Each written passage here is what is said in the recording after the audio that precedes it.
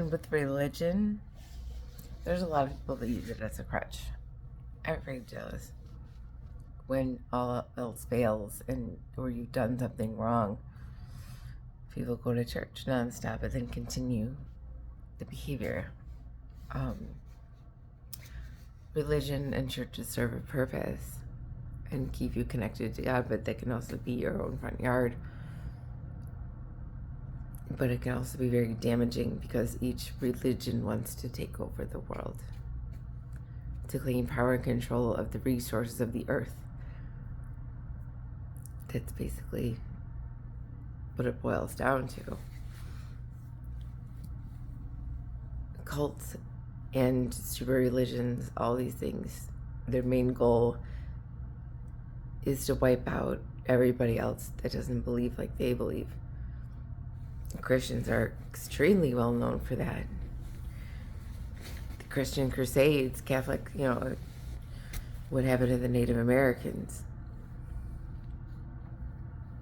Even when they complied, they still slaughtered them. The Jesus and the God I know, I don't think would be okay with that part. It gets, very complicated, religion and life and people. But it's there for answers, and most people go because they need to be forgiven. You can confess to God yourself, wherever you are, and learn to forgive and love yourself. And stop doing the things that you know are the worst. The things that are adding to your misery and everything else. You have to take accountability and responsibility for your own actions. It comes down to morals, morality. What you believe is your truth. And mine change all the time on what my view is of, because I understand all religions. And I respect them all for what they are. But it's just, some people use it to get away with the worst of the worst. And to hide from what they're doing. Some people can also fake empathy, like, oh yeah, I cared about you. They don't. They just think about something that's wrong in their lives and they'll cry. And they won't help you. They won't, respect you or pay back or anything. I keep having to learn that the hard way because I can't turn off my care or my heart or how passionate I am about these things. It doesn't go away for me. It doesn't. I get really pissed off and I snap, but then I'm like super forgiving and stuff, but I gotta stop being that forgiving and stop blaming myself and listening to people that are blaming me. I've already proved myself over and over again. I'm strong. I'm capable. I'm intelligent.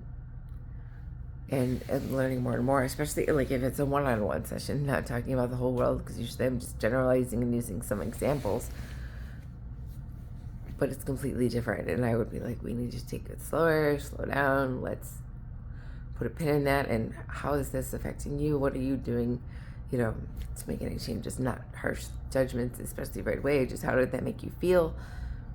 What's going on from your view? Like if you were with me individually, I can guide you. I can't do the work for you. Same with religion. It can guide you, but you have to do the work. And you have to have morals and standards and ethics. And I completely destroyed my ego, my life, everything. It went away. Especially once I lost my mind from a car accident and everything else that I was going through. But now that it's back, and people knew I was suicidal and all that stuff, they just want to tear me down nonstop now. And I've never been this vulnerable, ever. I never talked about my stuff or anything, except for with counselors and, whatever, and a little bit. And my anger was always displaced onto the ones I love instead of the ones that deserve it. So I will absolutely not fear, I'll be like, hey, that's an attack on me. Please do not do that anymore. I'm here to help you.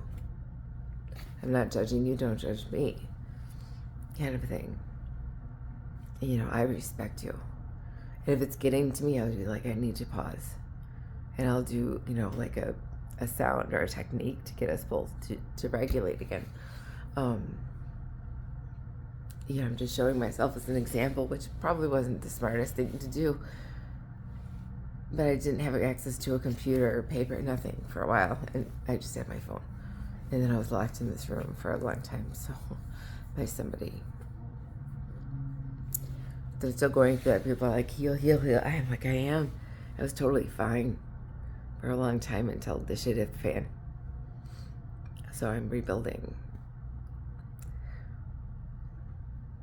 But yeah, I look back now and I'm just like, wow,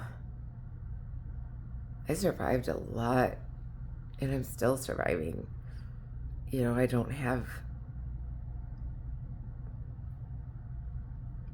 a safe enough place yet. Working on that with my business so I can have a place to escape and feel safe. That's a challenge. That's why we went and got this hotel room for a while to get away from my MAGA neighbor and the predator I'm living with. It was very difficult when you end up homeless, and I worked for government, so there's no reason, it can happen to anybody. It was a car accident. And I was with my child. So, people just keep putting me down and tearing me down. So, yeah, I can come across like a mega bitch. I never used to. I would just take it on the ones I loved. So now it's like, no. Especially online, if you're going to do that, I'm going to put you in your place. And if you're doing that and I'm showing you my empathy and caring and you're not even paying me or have hired me, like, why would I be nice back to you?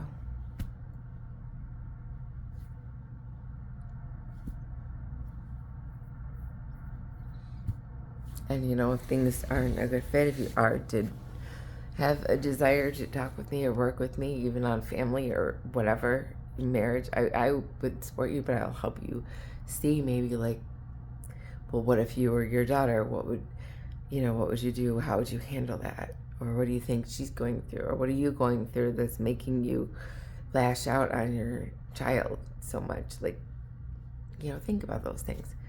Planting seeds, so I'm not going to force it down your throat. Unless there's issues where there's severe abuse. Yeah, we all do it. We've all been guilty of it. But it's whether or not you continue to do so. And if you're not working on it,